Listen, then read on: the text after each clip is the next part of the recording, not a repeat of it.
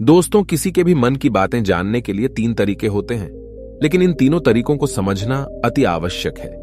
यदि आप इन तीनों तरीकों को समझ लेते हैं, तो आप किसी के भी मन की बातें बड़ी ही आसानी से जान सकते हैं, समझ सकते हैं। तो चलिए इसे एक बुद्ध कहानी के माध्यम से समझते हैं कि किस तरह से आप दूसरों की मन की बातें जान सकते हैं, समझ सकते हैं। बहुत समय पहले की बात है, एक छोटा सा गांव था।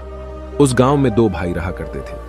बड़ा भाई अंधा था, जिस कारण वो हमेशा घर पर ही बैठा रहता था, और छोटा भाई खेती किया करता था, लेकिन खेतों में अधिक जानवर आने से पूरी फसलें नष्ट हो जाती थीं, जिस कारण छोटा भाई बहुत परेशान हो चुका था। तभी उसे एक तरकीब सूझी। एक दिन उसने सोचा, खेतों में से इन जानवर को भगाने के लिए क्यों ना मैं अपने बड़े भाई की मदद लूं। वैसे भी बड़े भैया अंधे हैं, अगर वह खेत में बैठे रहेंगे और जानवरों की आहट आने पर वो उन्हें जोर से चिल्लाकर भगा सकते हैं, जिससे हमारी फसलें बच सकती हैं।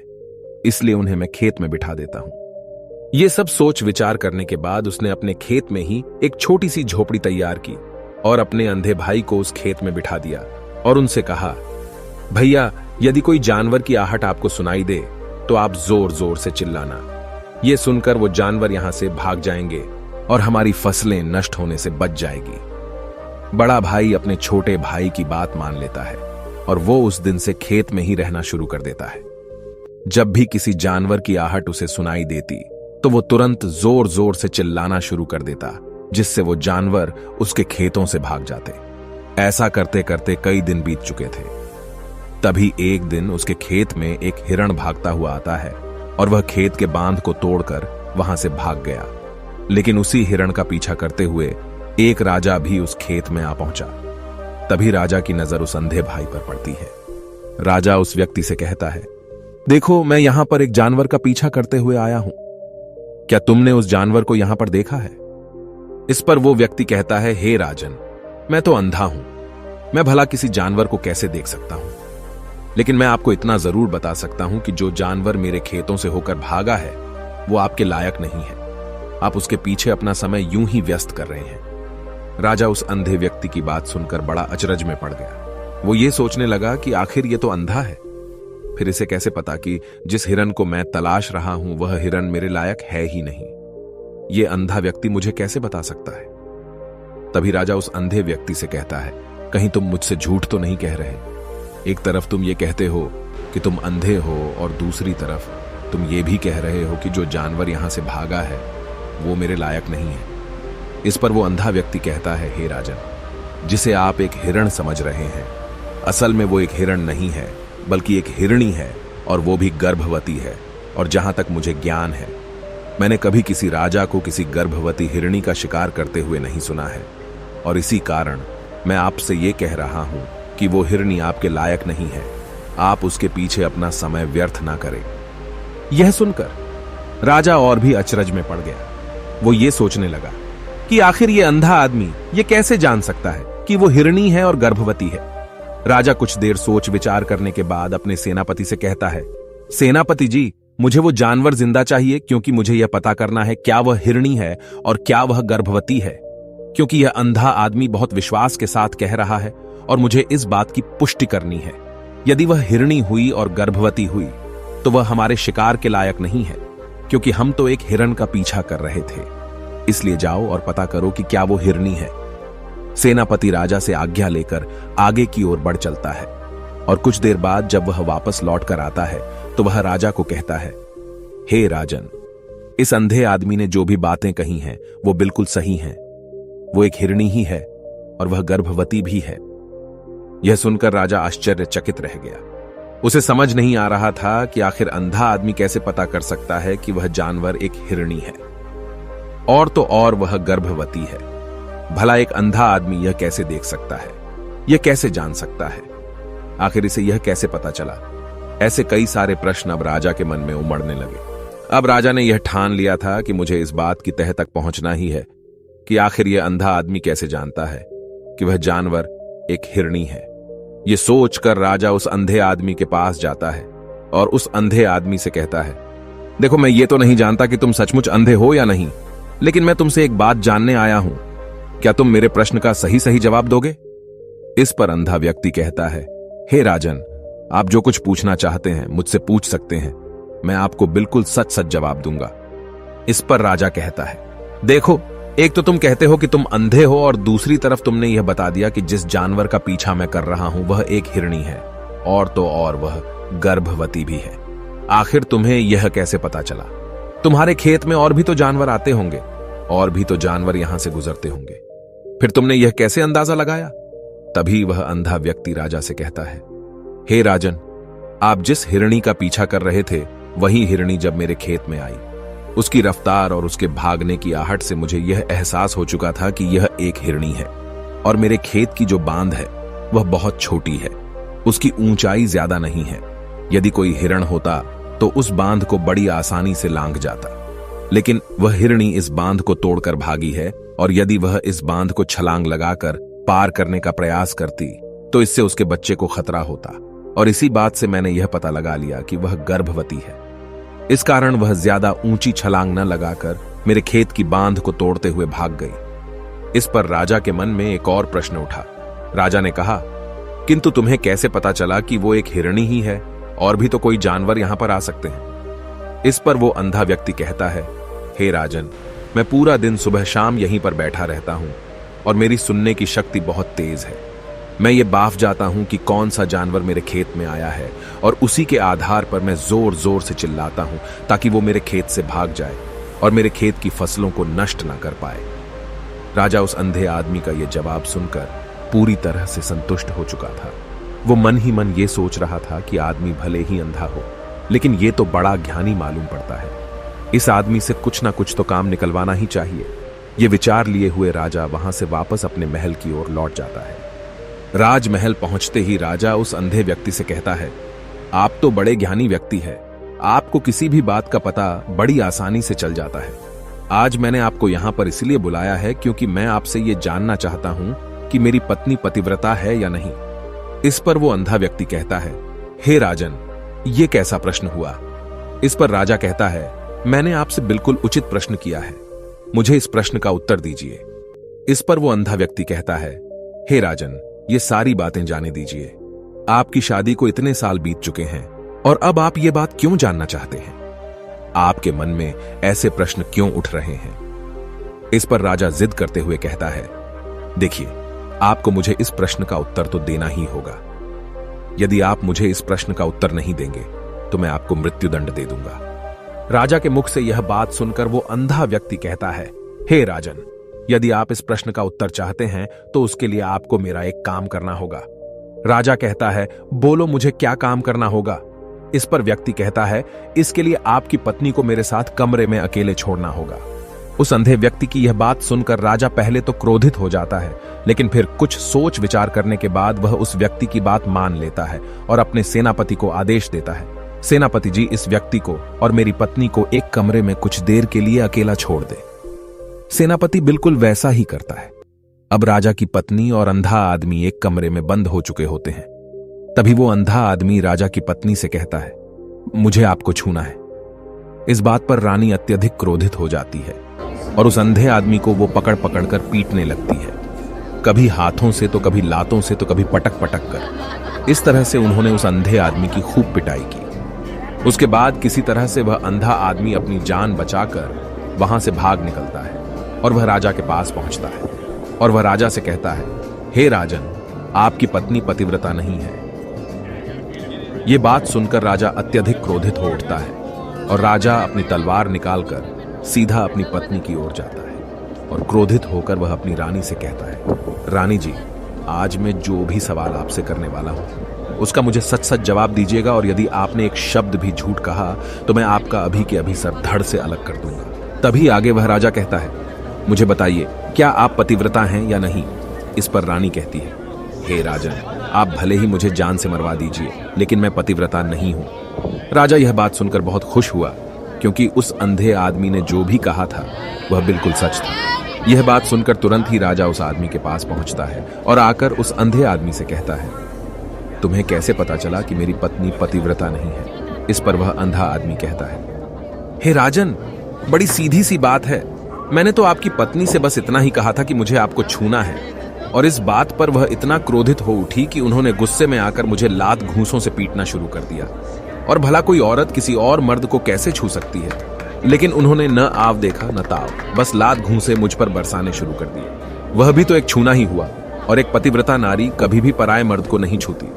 जब मैंने उसे छूने के लिए कहा था तो वह उस वक्त मुझे मना कर सकती थी, लेकिन उन्होंने तो मुझे पीटना शुरू कर दिया और देखते ही देखते उन्होंने मेरे पूरे शरीर को छू लिया। अब आप ही बताइए, ऐसी स्त्री भला पतिव्रता कैसे हो सकती है? इस पर राजा कहता है, तुम तो बड़े ज्ञानी मालूम पड़ते हो। अच्छा ठीक है, चलो तुम मेरे एक प्रश्न का और जवाब दो। यदि तुमने मुझे इस प्रश्न का सही जवाब दे दिया तो मैं तुम्हें यहां से जाने दूंगा। आगे राजा उस अंधे आदमी से कहता है कि तुम मुझे यह बताओ, क्या मैं सच में अपने पिताजी का ही बेटा हूं या फिर किसी और का? इस पर वह अंधा भी कहता है, हे राजन, इस बात से आपका क्या लेना देना? आप किसी की भी औलाद हो, आखिर आप हैं तो इस राज्य के राजा, इसलिए इस प्रश्न को जाने दीजिए। लेकिन राजा कहता है, नहीं, मुझे इस प्रश्न का सही जवाब चाहिए, अन्यथा यह प्रश्न मुझे हमेशा परेशान करता रहेगा। इसलिए मैं इसका सही जवाब जानना चाहता हूं। यदि तुम इसका सही जवाब दे देते हो तो तुम यहां से जा सकते हो, मैं तुम्हें नहीं रोकूंगा। इस पर वह अंधा आदमी कहता है, हे राजन, इसके लिए तो मुझे आपके मां के पास भी जाने की कोई आवश्यकता नहीं है। मैं आपको अभी यह बता सकता हूं कि आप किसकी औलाद हैं, लेकिन उससे पहले मैं चाहता हूं कि आप मुझसे एक वादा करें कि आप मुझ पर क्रोध नहीं करेंगे। राजन ने कहा, मैं तुमसे वादा करता हूं, मैं तुम पर क्रोध नहीं करूंगा। इसके बाद वह अंधा आदमी राजा से कहता है, हे राजन, आप है तो अपने ही पिता के पुत्र, लेकिन आप पर एक कंजूस सेठ की छाया पड़ी हुई है। यह सुन राजा बहुत क्रोधित हो उठा और वह तुरंत तलवार निकालकर अपनी मां के पास जा पहुंचा। वह वहां पर पहुंचने के बाद अपनी मां से कहता है, मां, मुझे सच बताइए, क्या मैं अपने ही पिता का पुत्र हूं या नहीं? यदि आपने मुझे सही नहीं बताया तो वह यहीं पर अपने प्राण त्याग दूंगा। मुझे बताओ क्या सच है?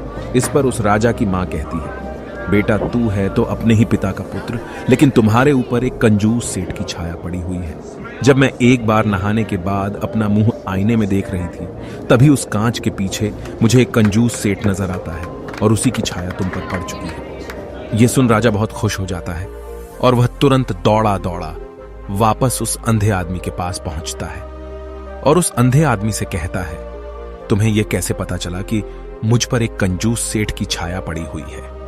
इस पर वह आदमी कहता है, हे राजन, आपने मुझसे कई सारे सवाल पूछे जिनका जवाब मैंने आपको सही दिया है। यदि कोई और राजा होता तो मुझे इसके बदले में ढेरों सारे इनाम मिल चुके होते, लेकिन अब तक आपने एक फूटी कौड़ी तक नहीं दी है। इस बात से ही मैंने अंदाजा लगा लिया था कि आप बहुत कंजूस हो। यह बात सुनकर राजा जोर से हंसने लगा और कहता है कि आप जो भी मांगेंगे वह मैं आपको अवश्य दूंगा, लेकिन मुझे यह बताओ कि तुम्हें कैसे पता चल जाता है कि कौन सी बात सही है और कौन सी गलत? तुम किसी भी बात का इतना सटीक और सही जवाब कैसे दे पाते हो? इस पर वह अंधा आदमी कहता है, हे राजन, मैं तो वैसे ही अंधा हूं। यदि मेरी आंखें होती तो मैं किसी की भी मन की बातें बड़ी सरलता से जान लेता। मन की एक भाषा होती है और यह भाषा मनुष्य के शरीर के व्यवहार के रूप में देखी जा सकती है। उसकी आंखों से, उसके होठों से, उसके काम करने के तरीके से, उसकी क्रियाओं से पता किया जा सकता है कि उसके मन में क्या चल रहा है। उसके आधार पर हम किसी के भी मन की बातें जान सकते हैं, लेकिन मैं तो अंधा हूं, मैं देख नहीं सकता, इसलिए मैं क्रियाओं से देखता हूं। यदि मुझे कोई बात जाननी हो तो अगले आदमी को कुछ काम देना पड़ता है, जिस पर वह व्यक्ति किस प्रकार काम करता है, किस तरीके से इस काम को करता है, उसके आधार पर ही मैं यह पता कर पाता हूं कि उसके मन में क्या चल रहा है। तभी वह राजा कहता है, तो क्या इसका अर्थ यह हुआ कि मैं भी किसी के मन की बातें जान सकता हूं? इस पर वह अंधा आदमी कहता है, हे राजन, अवश्य आप भी किसी भी व्यक्ति के मन की बात जान सकते हैं, किंतु उससे पहले आपको अपने ऊपर काम करना होगा, और वह काम है अपने मन को शांत करना, अपने मन को वर्तमान में लाना होगा, जिसके लिए मैं आज आपको 3 तरीके बताने वाला हूं। और ये तीनों ही तरीके बड़े ही आसान और सरल हैं, किंतु हे राजन, उससे पहले आपको एक काम करना होगा, अपने मन को एकाग्र करना होगा। जब हम अपने मन को एकाग्र करते हैं, अपने मन को वर्तमान में लाते हैं, तो हम दूसरे के मन की बात जान सकते हैं, क्योंकि वह आदमी अभी भी अपने मन में वर्तमान में ही सोच रहा है, और हमें भी मन को वर्तमान में ही लाना होगा, तभी हम उसके मन की बातें जान सकते हैं। यदि हम अतीत में हुई घटनाओं के बारे में सोच रहे हैं तो वह जो अगला आदमी वर्तमान में सोच रहा है, वर्तमान में अपने मन में बात कर रहा है, वह हम कैसे जान पाएंगे? क्योंकि हम तो अतीत की घटनाओं में डूबे हुए हैं। इसलिए किसी के भी मन की बात जानने के लिए सबसे पहले हमें हमारे मन को एकाग्र करना होगा, उसे वर्तमान में लाना होगा। आगे वह व्यक्ति राजा से कहता है, हे राजन, जो 3 तरीके मैं आपको बताने वाला हूं, इन 3 तरीकों से बड़ी आसानी से किसी के भी मन की बातें जान सकते हैं। उसके बाद वह अंधा आदमी राजा से कहता है, हे राजन, जो सबसे पहला तरीका है वह है आंखों पर ध्यान देना। किसी व्यक्ति से बात करते वक्त उसकी आंखों में देखना, उसकी आंखों पर ध्यान देना जो सबसे ज्यादा जरूरी है, क्योंकि आंखें बोलती नहीं पर बहुत कुछ कह जाती हैं। यदि हम किसी व्यक्ति की आंखों के इशारों को समझना सीख जाएं, हम यह जान पाएंगे कि व्यक्ति के दिमाग में क्या चल रहा है, वह क्या सोच रहा है और अभी वह क्या करने वाला है। मेरे पास आंखें नहीं हैं, लेकिन मैंने अपने गुरु से यह विद्या सीखी है, क्योंकि बहुत सालों पहले मेरे पास आंखें थीं और मैं उस वक्त लोगों के मन की बातें केवल उनकी आंखों से ही जान लेता था।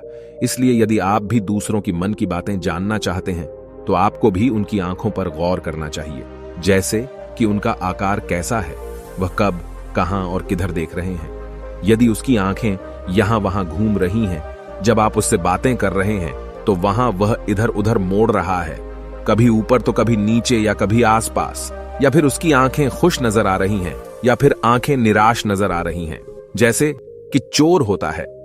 उसकी आंखों में जब हम देखते हैं तो हमें यह पता चलता है कि अगले आदमी ने कोई गलती की है। ठीक उसी प्रकार जब हम किसी चालाक व्यक्ति की आंखों में देखते हैं तो आपको पता चलेगा कि उसकी आंखों में एक भाषा होती है। एक बहुत ही सीधा और आसान तरीका होता है। यदि आपको यह पता लगाना है कि सामने वाला व्यक्ति आपसे झूठ कह रहा है या फिर सही, तो आपको उसकी आंखों पर ध्यान देना अति आवश्यक है। यदि आपसे बात करते वक्त वह व्यक्ति अपनी आंखें यहां वहां घुमा रहा है, ऊपर नीचे, इधर उधर, दाएं बाएं, हर जगह देख रहा है, तो इसका अर्थ यह हुआ कि वह उस बात से निकलने का कोई रास्ता ढूंढ रहा है, वह कोई झूठ बना रहा है। यदि सामने वाला व्यक्ति आपसे कुछ झूठ कहने का प्रयास कर रहा है तो वह आपसे नजर नहीं मिलाएगा। वह यहां वहां देखेगा, ऊपर नीचे देखेगा, लेकिन वह आपकी आंखों में आंखें डालकर कभी नहीं देख पाएगा, क्योंकि उसे डर है कि यदि उसने आपकी आंखों में आंखें डालकर देखी तो उसका झूठ पकड़ा जाएगा और लोगों को सच्चाई का पता चल जाएगा। और इसी प्रकार कुछ और भी भाषाएं होती हैं। जब आप किसी की आंखों में आंखें डालकर यह देखना शुरू कर देंगे कि उसके हाव भाव क्या है, ठीक उसी प्रकार चेहरे के हाव भाव होते हैं, जिससे हम मन की बातें बड़ी आसानी से समझ सकते हैं और इन्हें भी समझना बहुत जरूरी है। कभी कभी कोई व्यक्ति अपने चेहरे से जैसे आंख, होंठ और बहुत से कुछ अलग अलग व्यवहार करता है।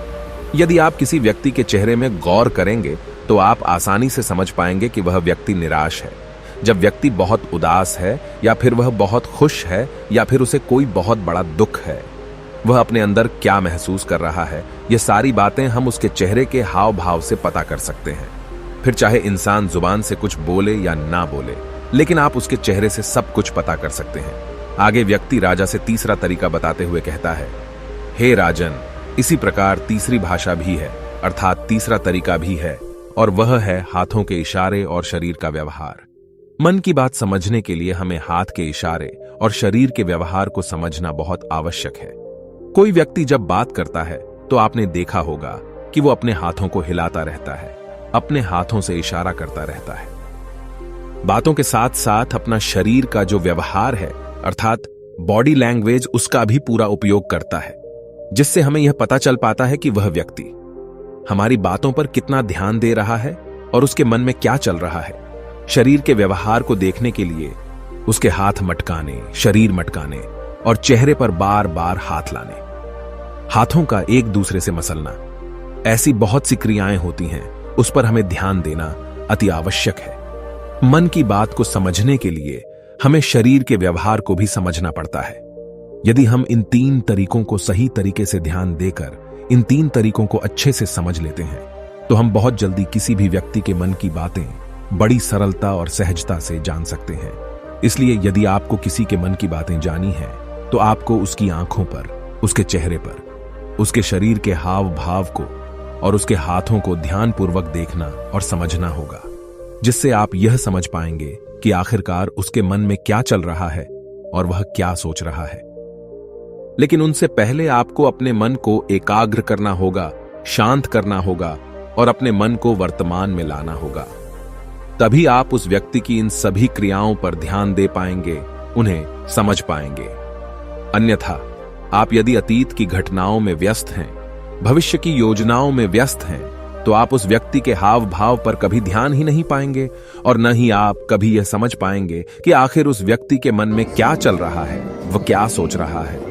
आपने देखा होगा कि ऐसे कई बड़े संत महात्मा हैं जो बड़ी ही शांति से आपको देखते हैं और आपको देखकर ही ये बता देते हैं कि आपके मन में क्या चल रहा है, आप उनसे क्या जानने आए हैं। और इसका सबसे बड़ा प्रमुख कारण यही है कि वह आपको पढ़ सकते हैं, आपको समझ सकते हैं, आपकी मन की बातें जान सकते हैं, क्योंकि उनका मन एकाग्र है, शांत है। और यही कारण है कि वह आपके मन की बातें बड़ी सरलता से समझ जाते हैं। यदि आपने अब तक पूरी कहानी को सुना है तो मैं आपसे एक छोटा सा अनुरोध करना चाहता हूं। कृपया इस चैनल को सब्सक्राइब करें ताकि मैं आपके लिए और भी ऐसी ही ज्ञान से भरपूर कहानियां लेकर आ सकूं। नमो बुद्धाय। मिलते हैं एक नई कहानी के साथ अगली वीडियो में।